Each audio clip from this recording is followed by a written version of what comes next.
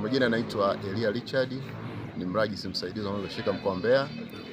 Niko hapa kwa ajili ya kutoa maelezo kuhusiana na shughuli kubwa ambayo iko mbele yetu, jukwaa la ushirika la mkoa wa Mbeya kwa mwaka 2026 ambalo litafanyika kuanzia tarehe 10 mpaka tarehe 12 mwezi wa 6 mwaka huu, na jukwaa hilo litafanyika katika ukumbi wa Eden Highland Hotel alio katika jiji la Mbeya.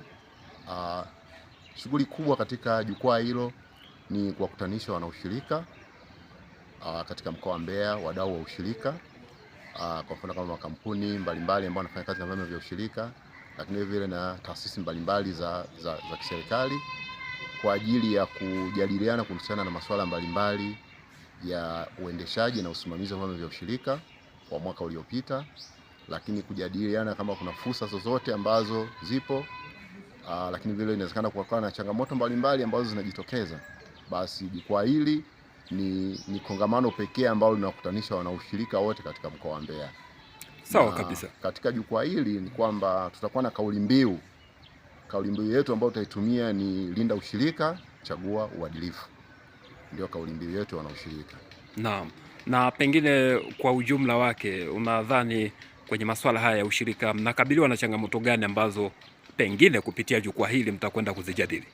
Kwa kweli, asante ndugu mtangazaji, ni kwamba changamoto hazikosekani. Popote ambapo kuna mafanikio lazima changamoto ziwepo.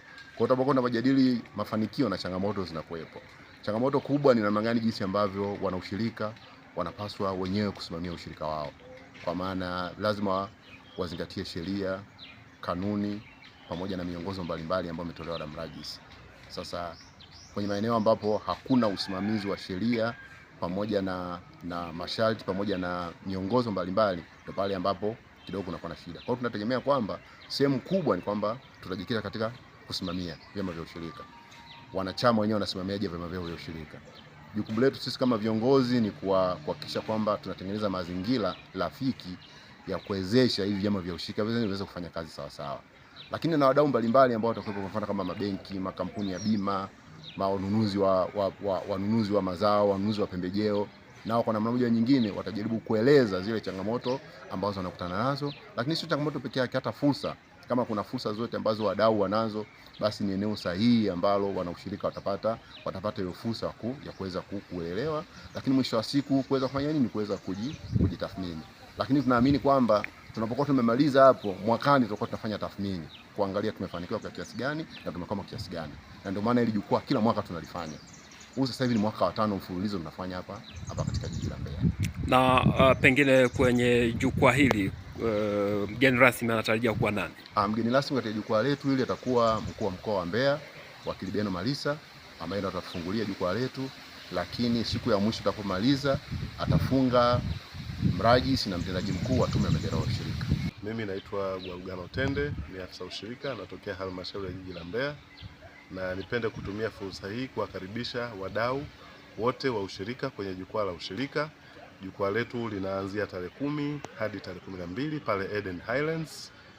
Mambo ni mazuri sana. Tutakuwa tuna maandamano kuanzia Kabwe kuelekea Eden Highlands hiyo tarehe 10 asubuhi, ili kuweza kuanza jukwaa letu. Kwa hiyo nitumie fursa hii kuwaomba viongozi wa vyama vya ushirika wajitokeze kwa wingi kushiriki kwenye jukwaa lao, ili kufanikisha tujadiliane kwa pamoja fursa zilizopo kwenye ushirika, changamoto tulizonazo na mbinu za mafanikio, tujifunze kwa vyama vilivyofanikiwa tuweze kufanikisha jukwaa letu. Asante sana. Asante.